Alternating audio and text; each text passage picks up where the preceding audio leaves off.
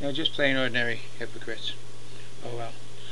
Okay, this is JD. I'm here to do another recording on education, part 3, the subject matters.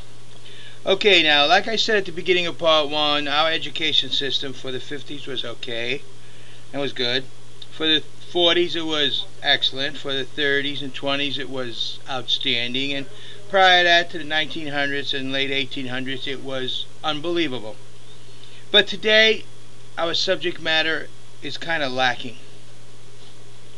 We need to look at our subject matter and does it really do the job that it's supposed to do? First, let's take a look. Before you can decide on what subject matter, you got to decide on the environment that you're dealing with. Back in the 50s and earlier, we had a different type of environment than we have today. Oh, all the technology. No, I'm talking about an environment, learning environment. You had the mother mostly staying home, working, doing things like that, working around the house, and the father was gone. Father would come home in the evening, and they'd see the working together of the family. And they would see, when they got home from school, they'd see their mother, who would set them up for basically the evening of the day, let them know when dinner was going to be, etc., etc. And running of the household was very much, believe it or not, no matter what people want to say, was the mother's job. She ran the household. She was the real organizer.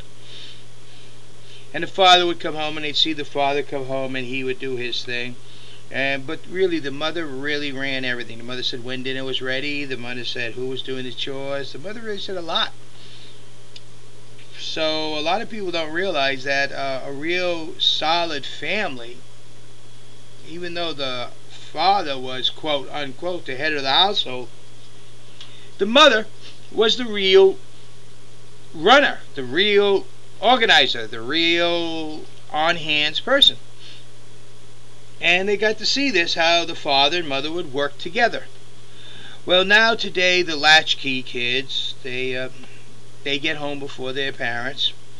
And usually what happens is that the father and mother get home. They kind of scramble to get everything together because really they've been both working. They kind of throw things. The kids get dinner. I mean, sometimes the kids are the ones who will fix it dinner, not the parents if they're old enough. But the parents try to throw something together real quick. Really kind of a almost prepared dinner, or they're going to go out to restaurants, or they're going to have McDonald's, Kentucky Fried Chicken, things like that, which adds other problems to their diet. But basically, the family structure, what the kids see, they don't see. They see a lot of everything going on, but nothing's really organized. But that's because they don't see what happens behind closed doors. Then the kids, after the dinner and everything, they're doing their homework or whatever, and then they go to bed. And the parents sit down and they kind of discuss what's going on for the next day, plan everything out, and boom. So the kids really don't see the family functioning. They kind of, in a void. They kind of follow, but they don't understand where their place is in the family, where their mother's place is, and their father's place. So that's definitely a big problem with our education system. You say, well, yes, we're going to have to somehow look at our education system, and one, we're going to have to include family life and family structure and how it works. And it should start in kindergarten and work its way all the way through high school. In kindergarten, preparation of foods, things like that. Maybe 3rd, 4th grade, start with the parents working, income, money handling, things like that. And then when they get into more senior grades, Planned Parenthood, sex, and all that. So as you see, that family life needs to be started in kindergarten and worked all the way through high school. Then you would develop children who would develop into young adults, who would develop into adolescents, and I mean young adults by, I'm talking 13, 14, 15 into adults who have an idea of what a family should be. They don't get to see it at home because of latchkey. Also, our subjects, are they relevant to today's time? Maths, English, history, social studies, geography. I mean, geography is a real tough subject because you print a book up today and half the countries that were in it today are different and the outlines are different. So world geography would be a very interesting, constant changing. History teaches us about values and non-values, and societies that don't have values and societies that do, and how they evolve and they crumble. And if you watch the American society today, you say, whoa, wait a minute, I don't like what I'm seeing. Yeah, me either. Okay? And then technology. Technology has to be brought in at an early age and on up. Now, what's going to happen is our school system, primary, middle, and high school, is still very important. The structures are. But what are taught in each one need to be looked at very carefully. You have to look at each one and say, okay, what do we are? In primary, just what it says, primary. We need to teach the primary skills that are needed. Just to go from there. That'd be your basic math, your maybe a little bit into algebra, your basic sciences, a little bit of basic history, the regular basics.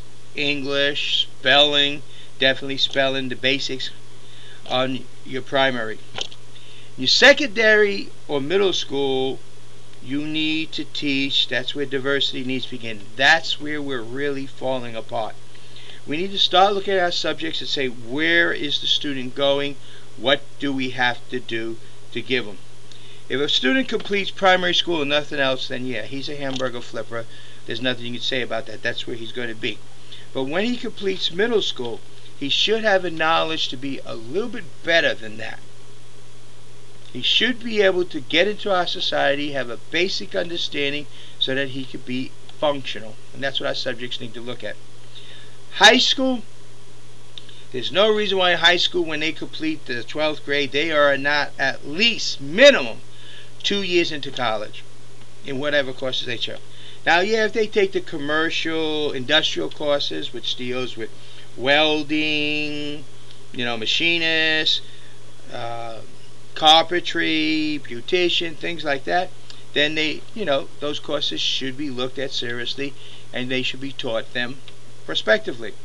Then if they go into technical courses, computer technology, accounting, all that stuff, accounting, secretarial, legal assistance, medical assistance, all that still could be taught in high school, and they should be up to the level of when they complete, like for accounting, they could be an accountant. They should get a certificate that is equivalent to a 2-year degree in college in accounting, and the subject should cover that. Okay?